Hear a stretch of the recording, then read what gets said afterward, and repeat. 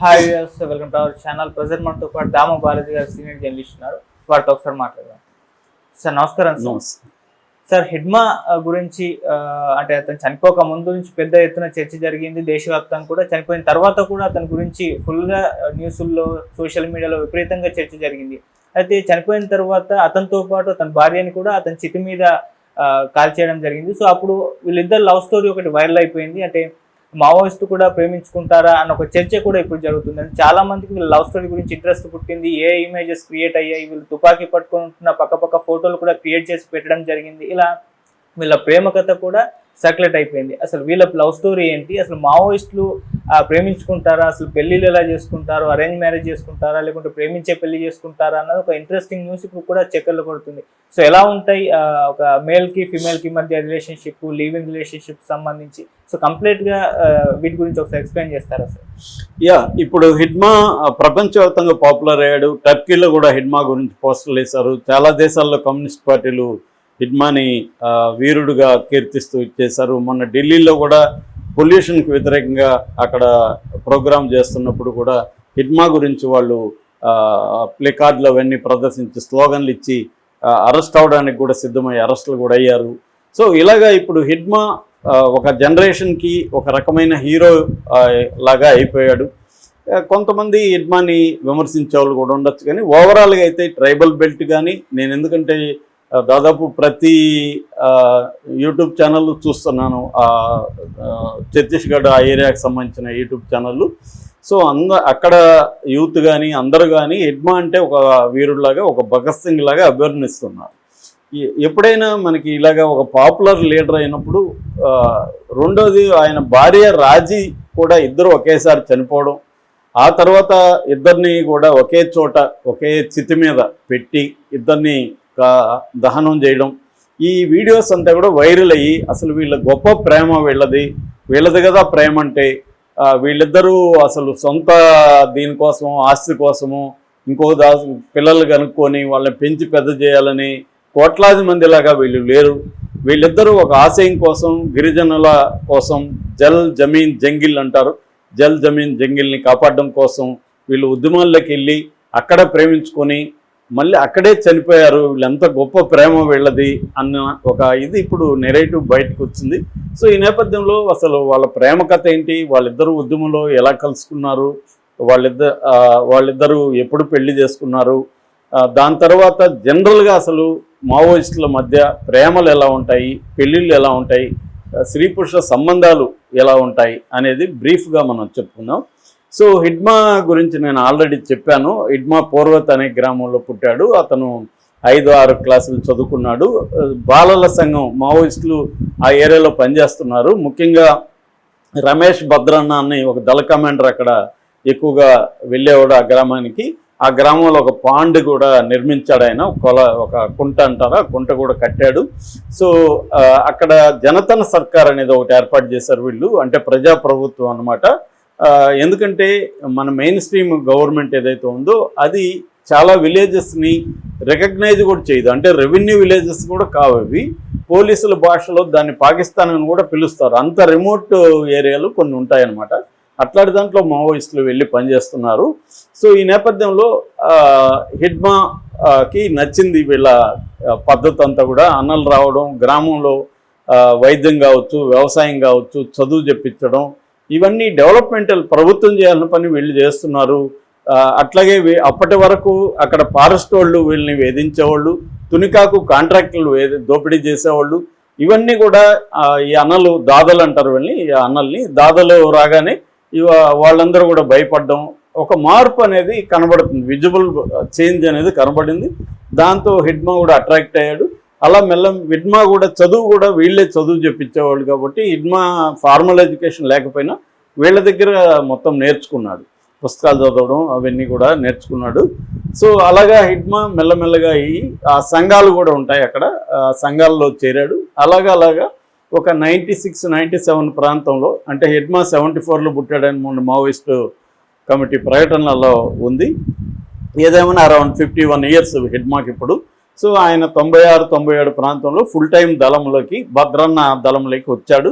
So అలాగా మెల్లమెల్లగా భద్రం దళాల్లో కొంతకాలం పనిచేసిన తర్వాత ఫస్ట్ టైం వాళ్ళు PLGA People's Liberation Guerrilla Army, దానికి సంబంధించి కంపెనీ అంటారు, ప్లాటూను కంపెనీ బెటాలియన్.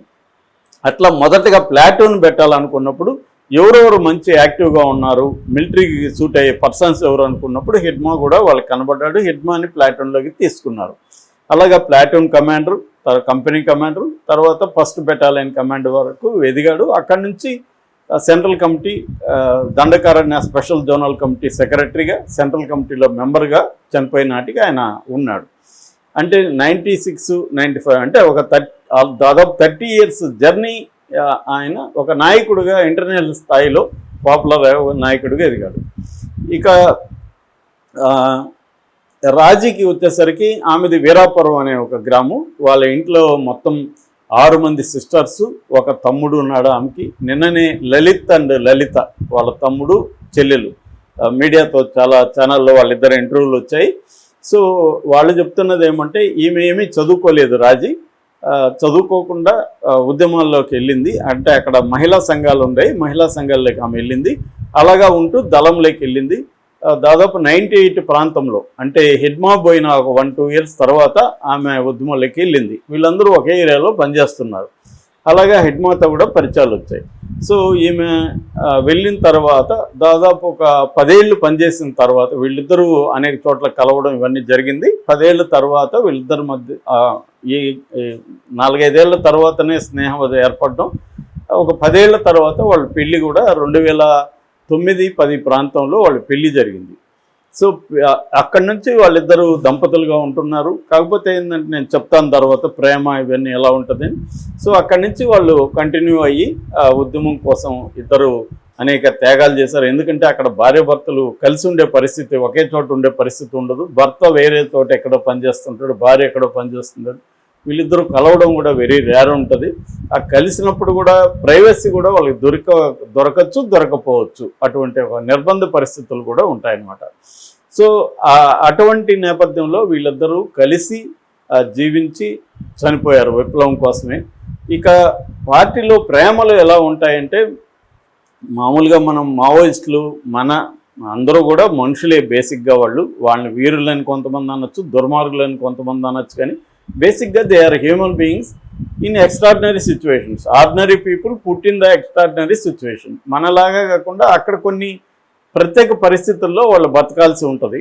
సో దానివల్ల వచ్చే కొన్ని ఇష్యూస్ ఉంటాయి తప్ప అదర్వైజ్ వాళ్ళందరూ కూడా హ్యూమన్ బీయింగ్స్. వాళ్ళల్లో కోరికలు ఉంటాయి, వాళ్ళల్లో ఆశ ఉంటుంది, వాళ్ళల్లో స్వార్థం ఉంటుంది. నాకు పదవి కావాలని కోరిక ఉండొచ్చు, ఇంకోటి ఉండొచ్చు, నేను పాపులర్ కావాలని కోరిక ఉండొచ్చు. మన మనుషుల్లో ఉండే లక్షణాలు ఎన్నో ఉంటాయి. కాకపోతే అక్కడ మనలాగా సంపాదించి కూడబెట్టాలా, బ్యాంక్ బ్యాలెన్సు, ఆస్తులు కొనాలా, ఇవి సాధ్యం కాదు. ఎవరు కూడా చేయలేరు కూడా అనుకున్నా కూడా. కాబట్టి అవేమి ఉండవు, అవేమి ఆలోచించే పరిస్థితి వాళ్ళకు ఉండదు. సో ఈ నేపథ్యంలో మామూలుగా ఏంటంటే దళాలు ఉంటాయి. దళంలో కంపోజిషన్ నాకు తెలిసిన లైఫ్ వచ్చి 90s. ఇప్పుడు ప్రజెంట్ ఎలా ఉందనేది నాకు ప్రత్యక్ష అనుభవం అయితే లేదు. నా ప్రత్యక్ష అనుభవంలో చెప్పాలంటే అప్పట్లో 18% మాత్రమే విమెన్ ఉండేవాళ్ళు. కాబట్టి విమెన్కి డిమాండ్ ఉండేది. దళంలోకి ఒక కొత్త అమ్మాయి రాగానే ఒక 5-6 మంది అబ్బాయిలు ఆ అమ్మాయిని ట్రై చేసేవాళ్ళు. పడుతుందేమో, బయట ఎలాగ మనం ట్రై చేస్తామో అక్కడ కూడా అలాగే ఉండేది. సో అందులో ఎవరికొకరికి ఆ అమ్మాయికి కూడా ఎవరో ఒకరు నచ్చుతారు 5-6 మందిలో. సో ఆ అమ్మాయి నేను ఫలానా అబ్బాయి అంటే నాకు ఇష్టం అన్నప్పుడు వీళ్ళిద్దరూ ఇష్టమని డిక్లేర్ చేసినాక ఇంకెవరు ఇంకా ట్రై చేయరు. అక్కడ మిగతా వాళ్ళు అర్థమైపోతుంది వీళ్ళిద్దరూ లవ్ చేసుకుంటున్నారు. దాని తర్వాత వీళ్ళు పార్టీకి, అంటే పై కమిటీకి, దళ కమాండర్ ఉంటే దళ కమాండర్కి చెప్తారు, ఇట్లా మేము ఇద్దరు లవ్ చేసుకుంటున్నాం, పెళ్లి చేసుకుంటామని. అయితే ఇమీడియట్గా పెళ్లి చేయరు వాళ్ళకి. అంటే ఒక అమ్మాయి పార్టీలోకి వచ్చినా, ఒక అబ్బాయి వచ్చినా కనీసం ఒక 2 ఏళ్ళు వాళ్ళని పరీక్షిస్తారు. అంటే వీళ్ళ సీరియస్నెస్ అంతా, వీళ్ళు ఉంటారా లేదా, ఇవన్నీ చూసే పెళ్లి చేస్తారు. అప్పటి వరకు వాళ్ళు మామూలుగా ఉండాల్సింది. ప్రేమించుకోవచ్చు మానసికంగా, కానీ ఫిజికల్గా కలవడానికి కూడా అనుమతి ఏమి ఉండదు. వాళ్ళు కూడా అలా కలవద్దామని అనుకోరు. సో ఎందుకంటే గ్రూప్గా ఉంటారు కదా వాళ్ళ ప్రైవసీ అనేది ఉండదు. ఆల్మోస్ట్ ప్రైవసీ ఉండాలంటే కూడా దళ కమాండరు దళం అంతా ప్లాన్ చేసుకొని వాళ్ళిద్దరికి ప్రైవసీ కల్పించాలి. లేకపోతే ప్రైవసీ వాళ్ళిద్దరు పాటుకు వాళ్ళిద్దరు మేము ప్రైవేట్గా అక్కడ నైట్ అక్కడ పోయి పడుకుంటా ఉంటే కుదరదు. ఎందుకంటే వాళ్ళిద్దరిని పోలీసులు ఎత్తుకుపోవచ్చు, లేదా ఎలుగుబంట్లో ఒకసారి ఇలాగే ఒక జంట పడుకొని ఉండి ఆమె యూరిన్ పాస్ చేయడానికి వెళ్తా ఉంటే సెంట్రీలో ఉన్న అతను ఏమనుకున్నాడంటే ఎలుగుబంటి అనుకున్నాడు ఆమెని చీకట్లో. ఎందుకంటే అతనికి అంతకుముందు ఆ ఏరియాలో ఎలుగుబంట్లు దాడులు చేసి అనుకొని అతను గన్తో కాల్చేశాడు ఆమె. ఇట్లాంటి సంఘటనలు కూడా జరుగుతుంటాయి. అందుకని దళమంతా ఓకే చేస్తేనే వాళ్ళు పలానా చోట పడుకోవాలి. ఆ పడుకున్న ప్లేస్ అవన్నీ కూడా దళానికి అందరికీ తెలుసు. అట్లా ఉంటుంది ప్రైవసీ కూడా వాళ్ళకి. అంత తప్ప వాళ్ళు మేమిద్దరము అక్కడ ఉంటాం మీరు ఇక్కడ ఉన్నాను ఎవరికి చెప్పకుండా వెళ్ళడానికి లేదు. సో అలాగా పెళ్లి చేసుకుంటారు వాళ్ళిద్దరు. పెళ్ళి అనేది కూడా ఎట్లా ఉంటుందంటే నేను ఒక పెళ్ళికి అటెండ్ అయినాను అప్పట్లో. ఇలాంటి ఒక పెళ్ళికి చాలా బాగుంటుంది. పెళ్ళి అనేది ఒక మెమరబుల్గా ఉంటుంది. అందరూ కలుస్తారు. ఇంకా ఊర్లో ఆ చుట్టుపక్కల గ్రామంలో కానీ ట్రైబల్స్ ఉంటే ట్రైబల్స్ని అందరిని పిలుస్తారు. ఒక ఫంక్షన్ లాగా చేస్తారు దాన్ని. ఆ ఫంక్షన్లో వీళ్ళిద్దరూ ఇద్దరు గన్స్ చేంజ్ చేసుకోవడం, అట్లాగే ప్రతిజ్ఞ చేయడం, విప్లవానికి మేము ఇద్దరం కలిసి పనిచేస్తామని చెప్పడం, చిన్న స్పీచ్లు ఇవ్వడం, ఆ సందర్భంగా ఎవరైనా నాయకులు ఉంటే ఒక ఉపన్యాసాలు ఇవ్వడం, అంటే మానవ సంబంధాలు ఎలాగ ఉన్నాయి, స్త్రీ పురుష సంబంధాలు ఎలా ఉన్నాయి ఇవన్నీ చెప్పడం, ఇలాగా పాటలు పాడడం, కవితలు చదవడం వీళ్ళిద్దరి గురించి కానీ అట్లా ఒక వండర్ఫుల్ ఒక డిఫరెంట్ ఎక్స్పీరియన్స్ ఉంటుంది అక్కడ. అక్కడ చిన్న విందు కూడా, అంటే ఏదైనా వేట దొరికితే ఇంకో దొరికితే దాన్ని పోయడం, లేదా పక్కన ఉన్న పల్లెల నుంచి మేకను తెప్పించి పోయడం, ఒక నాన్ వెజ్ మంచిగా ఇచ్చేయడం, ఒక మన బయట ఎలా ఫంక్షన్ చేస్తామో అలాగే వాళ్ళ స్థాయిలో దాన్ని సెలబ్రేట్ చేసుకుంటారు మ్యారేజ్ని. సో అలా జరుగుతాయి మ్యారేజ్లు. ఒక్కోసారి ఏం జరుగుతుందంటే ఇప్పుడు ట్రైబల్ బెల్ట్లో ఏమైంది 50-50% ఉన్నారు. ఉమెన్ కూడా సరైన సంఖ్యలో ఉండారు కాబట్టి ఇప్పుడు పెద్ద ప్రాబ్లం లేదు. ఒకప్పుడు ఏంటంటే చాలామందికి పెళ్ళిళ్ళు అయ్యేవి కావు. ఎందుకంటే అమ్మాయిలు యంగ్గా ఉంటారు. ఇతనికేమో 35-40 వచ్చుంటాయి. వచ్చిన అమ్మాయికి 17-18 ఉంటుంది. ఆ అమ్మాయి ఇతను లైక్ చేయదు. సో యంగ్గా ఉండే ఇంకొక దళ కుర్రాన్ని లైక్ చేస్తుంది. సో ఇతనికి పెళ్ళి ఎవరు చేయాలి? కాబట్టి అరేంజ్డ్ మ్యారేజ్లు అనేవి కూడా జరుగుతాయి. అంటే ఎవరినో తీసుకొచ్చి అమ్మాయికి చెప్తారు, అమ్మ నువ్వు ఇతను పెళ్లి చేసుకోవాలి అని. అమ్మాయిని అడుగుతారు నీకు ఓకేనా అని. అమ్మాయి ఓకే అనింది అనుకో పెళ్లి చేస్తారు. లేదు నాకు ఓకే కాదు నేను పెళ్లి చేసుకుని అనింది అనుకో చెయ్యరు. కాబట్టి సజెస్ట్ అయితే అరేంజ్డ్ మ్యారేజ్లో మనం ఎట్లాగైతే బయట సజెస్ట్ చేస్తామో అలాగే చేస్తారు. వాళ్ళకి నచ్చకపోతే మాత్రం చేయరు. సో ఇది బేసిక్గా పెళ్ళిళ్ళకి సంబంధించి. ఏదేమైనా హిడ్మా ఇట్లాగే చాలామంది చనిపోయారు.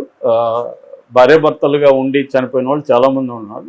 ఇలాగ ఒకే దగ్గర చనిపోయి ఒకే చితి మీద దహనం చేయడం అనేది అరుదైన సంఘటనగానే మనం చెప్పుకోవచ్చు.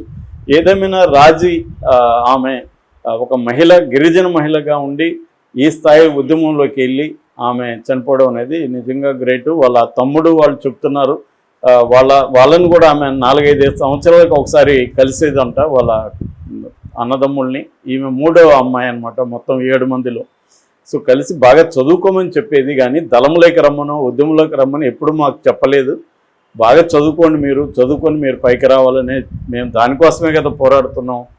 కాబట్టి మీరు చదువుకోండి అని చెప్పింది తప్ప మమ్మల్ని ఇప్పుడు ఉద్యమంలోకి ఆమె పిలవలేదని కూడా వాళ్ళు చెప్తున్నారు.